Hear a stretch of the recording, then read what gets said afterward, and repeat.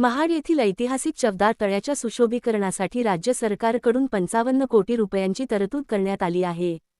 Cabinet मंत्री भरतशेठ गोगावले यांच्या प्रयत्नातून हा महत्त्वाचा निर्णय घेण्यात आला आहे। भारतरत्न डॉक्टर बाबासाहेब आंबेडकर यांनी 20 मार्च 1927 रोजी या चवदार तळ्यावर ऐतिहासिक सत्याग्रह केला होता। पुढील वर्षी या सत्याग्रहाला 100 वर्षे पूर्ण होणार असल्याने तळ्याचे सुशोभीकरण करण्यात येणार आहे। याबाबत महाडचे समाजसेवक महेंद्र शिर्के यांनी माहिती दिली आहे। मानवी मूलभूत हक्क प्रस्थापित करण्यासाठी डॉक्टर बाबासाहेब आंबेडकरांनी महाडच्या चवदार तळ्याचा सत्याग्रह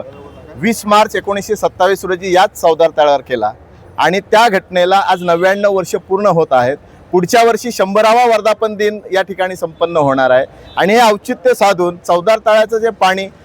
पिण्यायोग्य नाही ते थोडंसं दूषित झालेलं आहे, ते पाणी त्याच्यावरती ओझोनायझेशन ट्रीटमेंट करून आंबेडकरी अनुयायांना पिण्यायोग्य कसं होईल यासाठी या महाड पोलादपूर माणगावचे लोकप्रिय आमदार तथा महाराष्ट्र राज्याचे कॅबिनेट मंत्री भरतशेठ गोगावले साहेब यांनी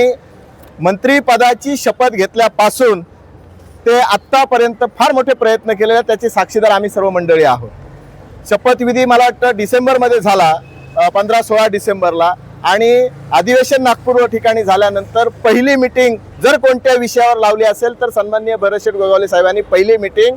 सामाजिक न्यायमंत्री शिरसाट साहेबांच्या दालनामध्ये चवदार तळ्याच्या विषयी लावली गेली। या चवदार तळ्याचं पाणी पिण्यायोग्य झालं पाहिजे, त्याचं सुशोभीकरण झालं पाहिजे, आमच्या येणाऱ्या आंबेडकरी अनुयायांनी हे पाणी घरी घेऊन गेलं पाहिजे, हा एवढा मानस डोक्यात ठेवून त्यांनी काम केलं। अनेक वेळा सामाजिक न्यायमंत्र्यांच्या दालनामध्ये मिटिंगी झाल्या आणि त्याचं फलित म्हणजे या ठिकाणी 18 फेब्रुवारी 2026ला हा जी.आर. महाराष्ट्र शासनाने पारित केला की या चवदार तळ्याच्या पाण्याच्या शुद्धीकरणासाठी आणि इतर सुशोभीकरणासाठी 55 कोटी रुपयाची तरतूद केलेली आहे। आपल्याला सांगायला आनंद वाटेल की महाराष्ट्र राज्याचे लोकप्रिय मुख्यमंत्री आदरणीय देवाभाऊ फडणवीस साहेब, त्याचप्रमाणे उपमुख्यमंत्री सुनेत्राताई आनंदराव पवार आणि शिंदे सेनेचे अजितराव पवार, त्याचप्रमाणे आमचे शिंदे सेनेचे नेते आणि महाराष्ट्र राज्याचे उपमुख्यमंत्री एकनाथजी शिंदे साहेब यांच्या मार्गदर्शनाखाली काम करत असताना सन्माननीय भरतशेठ गोगावले साहेबांनी या महाडच्या चवदार तळ्याचा आणि संपूर्ण क्रांतीभूमीचा चेहरा मोहरा बदलला पाहिजे, येणाऱ्या परदेशातल्या पर्यटकाला अभ्यासकाला इथून काहीतरी घेऊन जाता आला पाहिजे, यासाठीचा फार मोठा संकल्प सोडलेला आहे। आणि या सर्व कामांचं भूमिपूजन हे येणाऱ्या 20 मार्चच्या दिवशी करण्याचा त्यांचा मानस आहे आणि ते नक्की होईल। आम्ही सर्व आंबेडकरी अनुयायी, आंबेडकरी जनता आदरणीय भरतशेठ गोगावले साहेबांना, त्याचप्रमाणे शिरसाट साहेबांना, त्याचप्रमाणे या आपल्या राज्याचे मुख्यमंत्री उपमुख्यमंत्री साहेब या सर्वांना आम्ही धन्यवाद देऊ। आणि आणखीन पुढेही जाऊन भरतशेठ गोगावले साहेबांचा असा मानस आहे की महाडमधले जी काही ऐतिहासिक ठिकाणं आहेत, बाबासाहेबांच्या नावाने ज्या काही इमारती आहेत त्यांचा जीर्णोद्धार करायचा मानस आहे। त्यामध्ये राष्ट्रीय स्मारक आहे, त्याचप्रमाणे राजर्षी शाहू महाराज हॉल आहे, सवातकर बोर्डिंग आहे,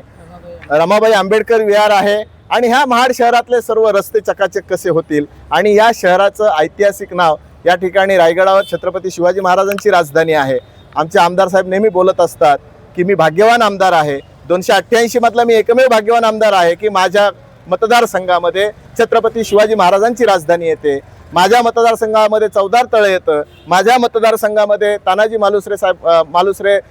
सुभेदारांची गाव आहे, त्यांची समाधी आहे। मग त्यामुळे आदरणीय मंत्री भरतशेठ गोगावले साहेब नेहमी सभागृहामध्ये हे सांगत असतात आणि त्याप्रमाणे ते करतही आहेत आणि त्यामुळे संपूर्ण विश्वास आमचा त्यांच्यावरती आहे आणि आंबेडकरी अनुयायांच्या वतीने आम्ही त्यांना धन्यवाद देऊ की त्यांनी ही जे काही स्वप्न उराशी बाळगलेले आहेत हे सुशोभीकरणाची ती पूर्ण होत आणि संपूर्ण समाज आम्ही त्यांच्या पाठीशी आहोत। काल राज्याचे मुख्यमंत्री यांनी विधान भवनामध्ये बोलत असताना, अर्थसंकल्पीय अधिवेशनामध्ये बोलत असताना त्या ठिकाणी विकास निधी दिला जाईल